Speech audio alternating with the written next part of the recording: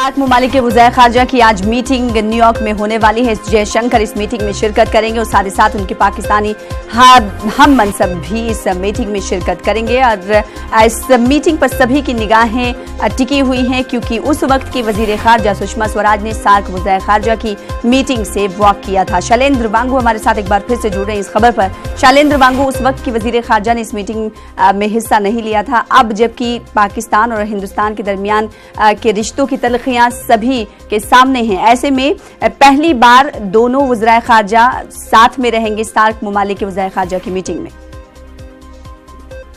देखिए, जाहिर तौर पर सार्क का जो प्लेटफॉर्म है वो 2016 के उरी हमले के बाद वो कहीं ना कहीं पटरी से उतर गया था जी। जिसके बाद प्रधानमंत्री मोदी ने उस साल यानी 2016 में इस्लामाबाद जाने से इनकार कर दिया था और भारत ने इस बैठक में शामिल होने से मना कर दिया था और साथ ही साथ बांग्लादेश, भूटान और अफगानिस्तान ने भी इस मीटिंग में जाने से मना कर दिया था। लेकिन उसके बाद जहां पर भी सार्क के विदेश मंत्रियों की बैठक होती है तो वहां पर भारत के विदेश मंत्री मौजूद रहते हैं। इससे पहले आपको याद दिलाएं कि 2018 में जब विदेश मंत्री सुषमा स्वराज हुआ करती थी तो उस टाइम उन्होंने इस मीटिंग में शामिल हुई थी पिछले साल और वहां पर उन्होंने पाकिस्तान को खरी खरी सुनाई थी आतंकवाद को लेकर शाह महमूद कुरैशी की मौजूदगी में।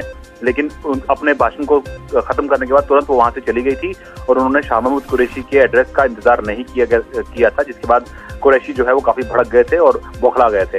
तो इसमें एक बार फिर ये मौका आया है जहां पर यूएनजीए में सार्क देशों के फॉरेन मिनिस्टर्स मिलेंगे। लेकिन विदेश मंत्री एस जयशंकर ये साफ कर चुके हैं, जब उनकी प्रेस कॉन्फ्रेंस थी 100 दिन को लेकर, उन्होंने साफ कर दिया था कि सार्क के प्लेटफॉर्म को बढ़ावा कौन दे रहा है और उसको उस पर अड़चने कौन पैदा कर रहा है, ये दुनिया को देखना होगा, पड़ोसी मुल्कों को देखना होगा।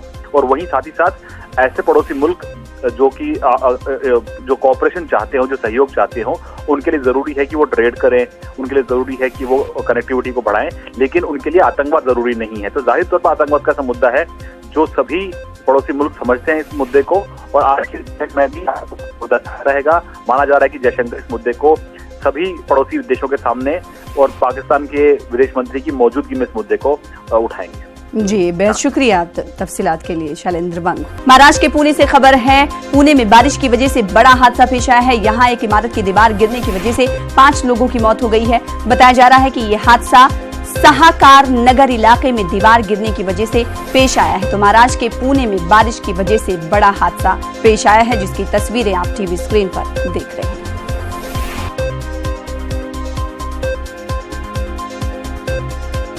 हुजूमी तशद्दुद का सिलसिला बदस्तूर जारी है। कर्नाटक के मंगलुरु में एक मुस्लिम नौजवान की पिटाई का वीडियो वायरल हुआ है। नौजवान एक शॉपिंग मॉल में घूम रहा था, तभी कुछ लोग आए और उसकी बेरहमी से पिटाई करने लगे।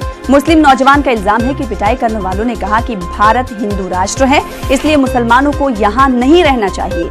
वीडियो सामने आने के बाद मुकदमा दर्ज कर लिया गया है और जांच की जा रही है।